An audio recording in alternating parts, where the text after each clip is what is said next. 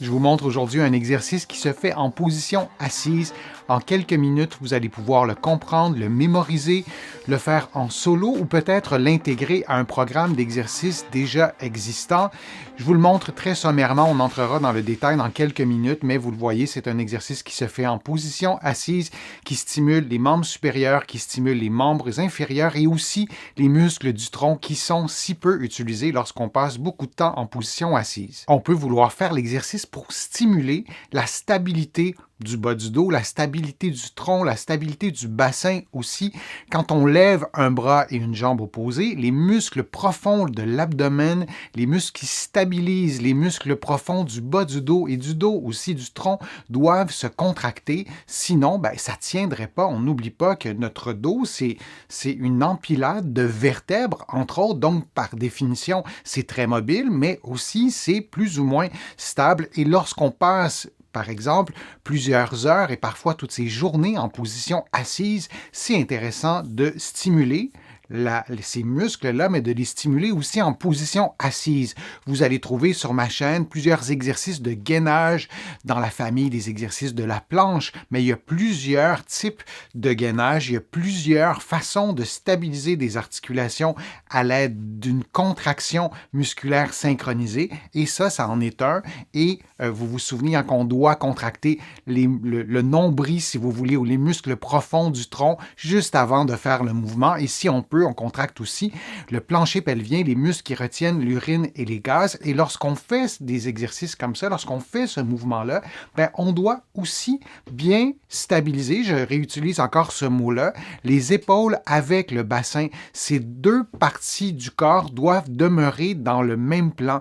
Donc, lorsqu'on le fait, on ne pense pas à tout ça, ça se fait automatiquement, mais on doit vraiment garder la position intacte en ce qui concerne la position notamment des épaules et du bassin. Donc, c'est un bon exercice pour stimuler la stabilité du tronc. Oui, c'est intéressant de le faire allongé sur le dos, de le faire dans des positions à quatre pattes. Il y a différents exercices, comme je vous le disais sur ma chaîne, mais aussi de faire l'exercice en position assise. Et un dernier petit commentaire, lorsqu'on fait des exercices de stabilité, on veut s'assurer que notre posture reste dans un bon alignement du début à la fin de l'exercice et on veut s'allonger pendant qu'on fait l'exercice. Si en faisant l'exercice, on se courbe et on s'affaisse, on n'a probablement pas un exercice efficace d'un point de vue de la stabilité. On veut être très droit et très grand, toujours en étant détendu, sans bloquer sa respiration. Et lorsqu'on atteint cet objectif, c'est probablement parce que notre exercice de stabilisation est efficace. Regardons maintenant l'exercice plus en détail. Je vous le disais, c'est un exercice qui se fait en position assise. Vous placez vos pieds environ la largeur de votre bassin. Vous gardez un tronc relativement droit, les épaules relâchées et un bon alignement entre la tête, le tronc et le bassin, tout en étant relativement détendu. Et c'est important que vous soyez assis sur vos ischions, que vous ne soyez pas assis sur vos fesses en ayant le dos courbé. On veut vraiment être assis sur le bassin et aussi, en partie, bien sûr, que le poids repose en partie sur vos cuisses. Et vous faites un mouvement qui est tout simple, c'est-à-dire que vous levez un bras vers l'avant et la jambe opposée. Vous levez donc le genou et la cuisse et vous gardez votre genou fléchi à 90 degrés et votre cheville fléchie aussi à 90 degrés et vous revenez à la position de départ et vous alternez comme ça entre le côté gauche et le côté droit.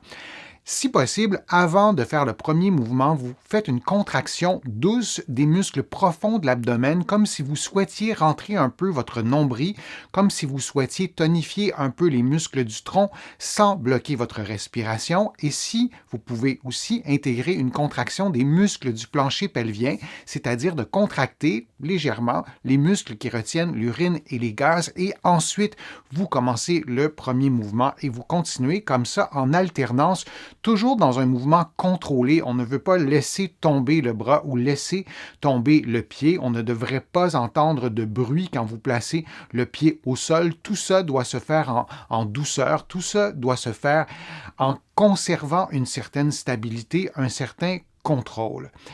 Pour augmenter le niveau de difficulté, vous pouvez maintenir la position du bras et du pied levé pendant quelques secondes. Déjà, vous pourriez aussi avoir un poids à la cheville et un poids au poignet ou un poids dans la main comme une simple boîte de conserve. Ça pourrait augmenter aussi le niveau de difficulté et vous pouvez faire le mouvement plus rapidement, mais toujours en le contrôlant, ça c'est bien important.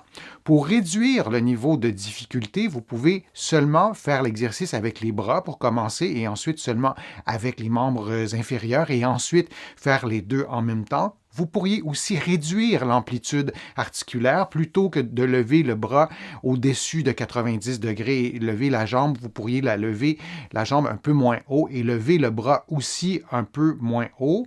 Et ce sont des façons de réduire le niveau de difficulté d'un exercice qui est, somme toute, relativement facile, mais selon votre condition, et je vous le dis sur ma chaîne, vous devez adapter les exercices à votre propre condition physique. L'exercice ne doit pas être trop facile ou trop difficile. On n'oublie pas non plus qu'aucun exercice, ni celui-là, ni les autres sur ma chaîne, aucun des exercices que je vous présente ne doit augmenter ou ne doit reproduire la douleur. Si c'est le cas, vous consultez un professionnel de la réadaptation, un physiothérapeute ici au Québec ou un kinésithérapeute de l'autre côté de l'Atlantique. Pour ce qui est des paramètres, moi, je vous conseille de minuter l'exercice. Vous pouvez le faire pendant 60 secondes et ensuite prendre une pause. C'est possible de le faire comme ça ou vous pouvez compter le nombre de mouvements, de faire 10, 15 mouvements et d'arrêter, de prendre une pause. Et pendant votre pause, vous pourriez faire un autre exercice qui se fait ou non en position assise.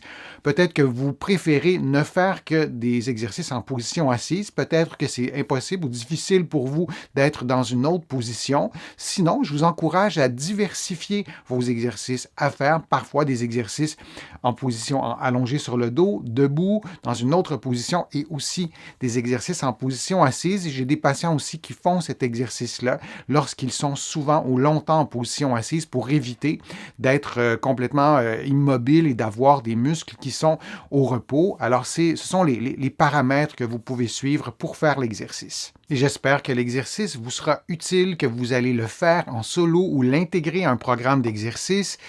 Si vous avez aimé la vidéo, je vous invite à cliquer j'aime, à la partager sur vos réseaux sociaux. Vous le savez, avec les algorithmes des réseaux sociaux, ça me donne plus de visibilité et ça m'aide à pouvoir vous produire de nouveaux contenus. J'essaie de vous en proposer quotidiennement et ça me fait toujours plaisir de le faire et je vous remercie aussi très sincèrement pour vos contributions.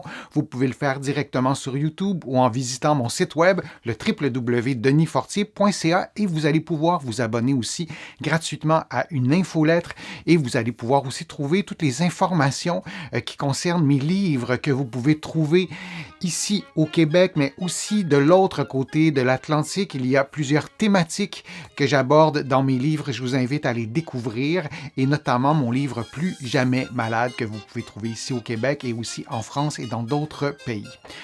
Je suis Denis Fortier. Je vous remercie beaucoup. À bientôt.